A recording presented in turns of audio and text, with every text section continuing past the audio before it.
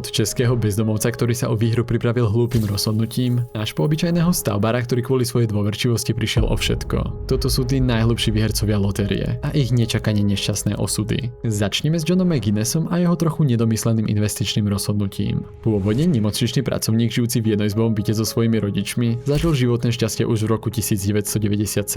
Vďaka britskej národnej lotérii vyhral až 11,7 milióna eur a svoju štedrú výhru si rozhodne neplánoval užívať sám. 3 milióny daroval rodine, 750 000 bývalej priateľke a ďalšiu časť minul na drahé autá. Tú najväčšiu investíciu však vložil do svojho celoživotného sna. Takmer polovicu celej sumy investoval do futbalového klubu Livingston. Chcel mu totiž pomôcť v neúspešnom raste. Čo už si John bohužiaľ neuvedomil, že spolu s futbalovým manšaftom preberá aj jeho obrovské dlhy. A práve tam zmizol zvyšok jeho peňazí. V tejto nešťastnej investícii utopil celú svoju výhru a stal sa opäť chudobným ako kostolná myš. Dnes John žije samotársky život, v ktorom má problém zaplatiť aj za jedlo. Horšie finančné rozhodnutie urobil snáď už len Ronnie Music Jr. Keď si 45-ročný údržbár Ronnie vo februári roku 2015 kúpil stierací žreb, takmer nemohol uveriť vlastným očiam. Čakala ho tam výhra v hodnote až 3 miliónov eur, pričom časť týchto peňazí plánoval ušetriť a časť chcel do niečoho investovať. Vybral si však pomerne neštandardné odvetvie. Získané peniaze totiž urazil do obchodu s drogami a začal sa podieľať aj na ich distribúcii.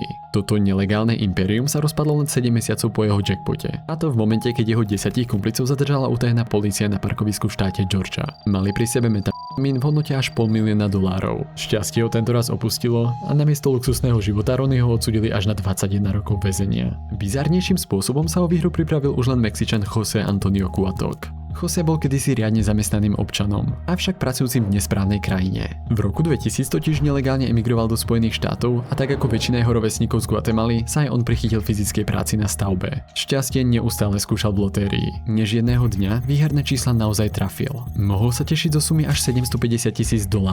Keďže bol nelegálny prisťahovalec, požiadal o prevzatie výhry svojho šéfa Erika Cervantesa, čo sa neskôr ukázalo ako osudová chyba. Ten s nápadom síce súhlasil, no o peniaze sa po prevzatí podeliť neplánoval. José tak nemal na výber a musel rozpútať dlhoročnú súdnu vojnu. Aj keď kamerové záznamy jasne dokazovali, kto je právoplatným výhercom, Erik nevinného Guatemalčana obvinil z vymysleného vyhrážania, čo Josého doviedlo až do väzenia. Hoci bol pre nedostatok dôkazov počase prepustený, neprešiel ani rok a za mrežami sa ocitol opäť. Tentokrát však za jazdu pod vplyvom alkoholu. A aby toho nebolo málo, jeho rodinný dom v Guatemale medzičasom vykradli, keďže správy o jeho možnej výhre obleteli celý svet. Hoci súd napokon rozhodol v Josého prospech, z výhry $750 000 ostalo po zdanení len $500 000, z čoho ešte $207 000 zhltli právnici a ďalších $25 000 rôzne pokuty. Šialenému fiasku sa pritom mohol jednoducho vyhnúť, keby však vedel, že pri prevzatí výhry sa imigračný status výhercu nejako nekontroluje. Podobne hlúpej chybe sa nevyhla ani Američanka Denisa Rossi. Akákoľvek výhra získaná počas manželstva sa právoplatne delí medzi oboch manželov. To si však Denisa z Kalifornie veľmi dobre uvedomovala. A práve preto musela konať veľmi rýchlo, keď sa v roku 1996 dozvedela, že práve vyhrala $1,3 milióna. Výhra mala byť vyplácaná v ročných splatkách po 66 000 a nechcela sa pripraviť ani o jediný cent. Po 25 rokoch šťastného manželstva preto do 11 dní požiadala o rozvod a svoje finančné prostriedky pred všetkými zamlčala. Toto tajomstvo sa jej darilo držať viac než 2 roky, až kým spoločnosť, ktorá výhru vyplácala, omylom neposlala list s možnosťou vyplatenia celej sumy na adresu jej bývalého manžela. Keďže sa Denisa dopustila klamstva už pri rozdeľovaní majetku, súd celý jackpot pridelil iba jej bývalému manželovi. Denisa finančné šťastie dokonca zatajila aj svojmu právnikovi a tak nemal pripravené žiadne argumenty, od ktorých by sa na súde mohol odraziť. Mohol som úspešne argumentovať, že ide o jej osobný majetok, alebo by sme sa mohli dohodnúť na nejakom kompromise, ale sudca sa nahneval a pridelil mu všetko. Aby toho nebolo málo, Denisa za tie 2 roky časť svojej výhry pochopiteľne minula, kvôli čomu sa napokon dostala do dlhov. Ešte väčším nešťastím si však prešli manželia Toutovci. Keď v roku 2001 Angličan Martin Todd vyhral jackpot v hodnote $3,5 milióna, takmer okamžite začal snívať o tom, čo všetko si so ženou zaobstarajú. Cestu okolo sveta, Audi TT či luxusné bývanie na nejakom úžasnom mieste. Lenže objavil sa malý háčik. Stratili svoj výherný tiket. Aj keď výhru vedeli dokázať pomocou počítačových záznamov, po mesiaci nájdeného čakania im spoločnosť bez fyzického tiketu peniaze vyplatiť odmietla. Zatiaľ čo sa jeho žena Kai cez tento problém pomerne rýchlo preniesla, Martina predstava takmer vyhratých peňazí peňazí úplne posadla. Po 3 neúspešných súdoch a zapojení sa do pofidernej náboženskej sekty sa s manželkou postupne odcudzili a napokon aj rozviedli. Trvalo celých 10 rokov, kým sa Martin z šoku spamätal a opäť začal žiť plnohodnotný život. To, že mi tie peniaze nedali, bolo mučenie. Celé tie roky som potom nevedel, kto vlastne som. O poriadny balík peňazí sa nešťastne pripravil aj Americo Lopez. 52-ročný Americo pracoval ako obyčajný robotník na stavbe v New Jersey, kde spolu so svojimi kamarátmi pravidelne skúšali šťastie v lotérii. Aby ušetrili čo najviac času, vytvorili spoločný fond, do ktorého každý prispel $2 a dôverovali práve Lopezovi, že za tieto peniaze nakúpi žreby a následne ich aj overí. Jedného obyčajného dňa v roku 2009 však prišlo niečo, s čím nikto nepočítal. Výhra $38,5 milióna a nikto okrem Amerika o nej netušil.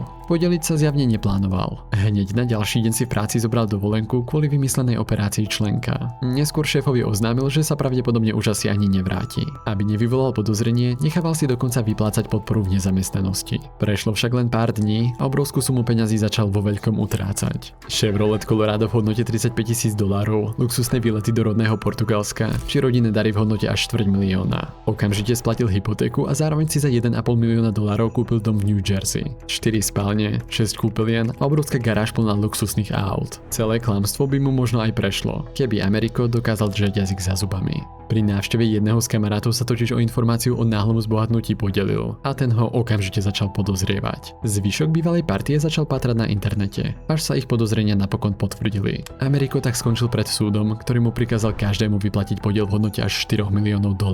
Vo výsledku tak zaplatil ešte viac, než keby sa o výhru rozdelil hneď na začiatku. Vyhrať v lotérii je oveľa jednoduchšie, ako o tom mlčať. Na rozdiel od Evelyn si však svoje šťastie aspoň chvíľu užil. Šanca na výhru maximálneho jackpotu v New Jersey je približne 3,2 milióna. Obyčajnej pracovníčke supermarketu Evelyn sa to však podarilo trafiť hneď dvakrát. Keď sa v roku 1985 dozvedela o svojej prvej výhre vo výške $3,9 milióna, okamžite zvýšila svoje vklady aj na ďalšie tikety. Prešli len 4 mesiace a jackpot nečakane padol opäť. Pravdepodobnosť, že si niekto počas života odniesie maximálnu výhru až dvakrát, je približne 1:17,3 bilióna. Evelyn sa jednoducho zapísala do histórie. Splatila svoje dlhy a časť peňazí rozdala blízkym. Niekde vo vnútri však cítila, že to celé nemôže byť náhoda. Svoje šťastie sa preto rozhodla otestovať ešte raz, tentokrát v kasíne v Atlantic City. No šťastie jej už nestačilo. Postupne až do roku 2012 prehrala celý svoj majetok a ostala bývať v prívestnom dome odkazaná na štátnu podporu. Vyhrala som americký sen, ale zároveň som oň aj prišla. Bol to veľmi tvrdý pád.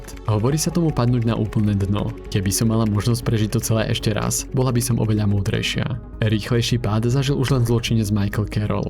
Keď sa v roku 2002 bývalý kriminálnik Michael dozvedel o svojej výhre v hodnote $11 miliónov, odpikával si ešte trest v domácom väzení. Mal ešte len 19 rokov a mohol už navždy opustiť prácu smetiara a začať žiť nadmieru luxusný život. Postrádal však rozumnú výchovu. Počas 8 rokov minul všetky peniaze na luxusné večierky, prostitútky, alkohol, a dokonca aj demoličné derby, ktoré organizoval na svojej novej záhrade. Nahé dievčatá servírovali alkohol ako na strieborných podnosoch. S kamarátmi brázdil mesto na hlučných motorkách. Nakupoval hamburgery a kuracie nugetky, aby ich hádzal po ľuďoch na ulici. Rozbíjal výlohy obchodov a okienka zaparkovaných aut. Nekontrolovaný život ho časom priviedol nielen späť do väzenia, ale aj do obrovských dlhov. Dostával rôzne vyhrážky a bál sa natoľko, že spával s brokovnicou v posteli a nožom v každej miestnosti domu. Jedného dňa som sa prebudil a našiel svojich 5 rottweilerov s podrezanými hrdlami. V tú chvíľu som pochopil, že hneď keď splatím dlhy, nič mi neostane. Bol nútený predať svoje veľkolepé sídlo aj šperky a s prázdnou peňaženkou ostal žiť v lese.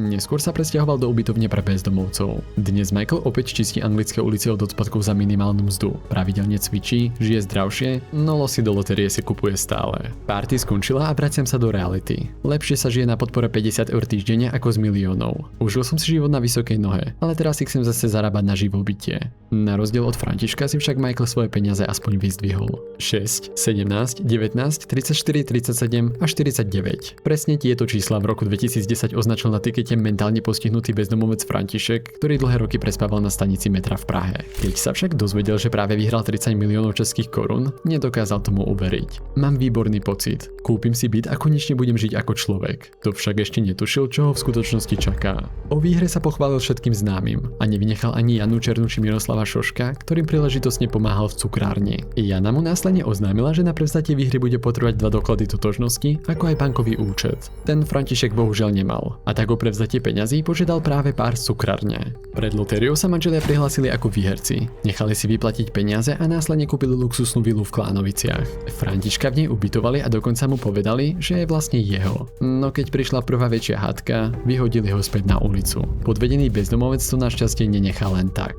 Do 4 rokov z nich vysúdil aj poslednú korunu a súd napokon oboch poslal na 6 rokov za mreže. Dnes František žije s partnerkou v byte na Prahe 4 a je konečne naozaj šťastný. Bohužiaľ nie každý príbeh sa skončil takto úspešne. 16-ročná Kelly Rogers pracovala v supermarkete len za 4 € na hodinu, keď si v roku 2003 na účet pripísala viac než 2 milióny eur a stala sa tak najmladšou výherkyňou jackpotu v Británii. Nebudem robiť divoké rozhodnutia ani míňať veľké peniaze.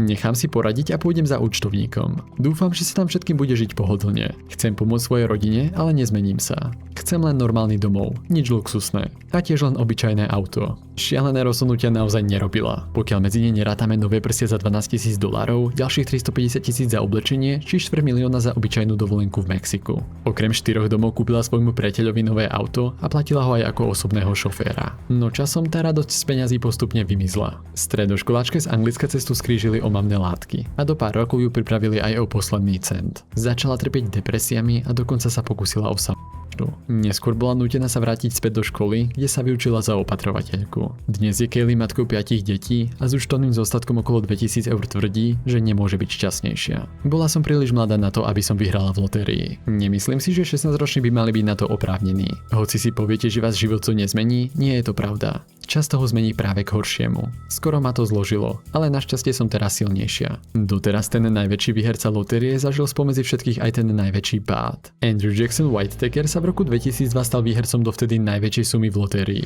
keďže ako jednotlivec vyhral až 269 miliónov eur. Ohromné množstvo peňazí, ktoré mohlo zabezpečiť niekoľko ďalších generácií, sa však pre neho stalo prekletím celej rodiny. Spočiatku Andrew utrácal peniaze naozaj rozumne. Žene, ktorá mu predala výherný lístok, kúpil dom aj auto, podporoval rôzne charity a milióny investoval do výstavby kostolov v západnej Virginii. Ako náhle sa však jeho identita objavila v televízii, začalo sa skutočné peklo. Ľudia začali jeho rodinu vnímať už len cez ich majetky, čo ho úplne zmenilo. Chodieval zanedbaný, správal sa arogantne, obťažoval pracovníčky v striptízových baroch a dokonca aj skončil pred súdom. Nešťastie sa na Andrewa lepilo zo všetkých strán. Z kufrika v aute mu ukradli $500,000 a zhoral mu dom, ktorý navyše nebol ani poistený. Vnúčka nepoznala pravých kamarátov a časom podľahla omamným látkam, ktoré jej život rýchlo ukončili. O 5 rokov neskôr na druhý svet odišla aj jeho dcéra Brandy a neskôr aj milovaná mama Ginger. Ako posledná ho opustila jeho manželka Jewel. Prijala by som si, aby som vtedy ten výherný lístok roztrhala.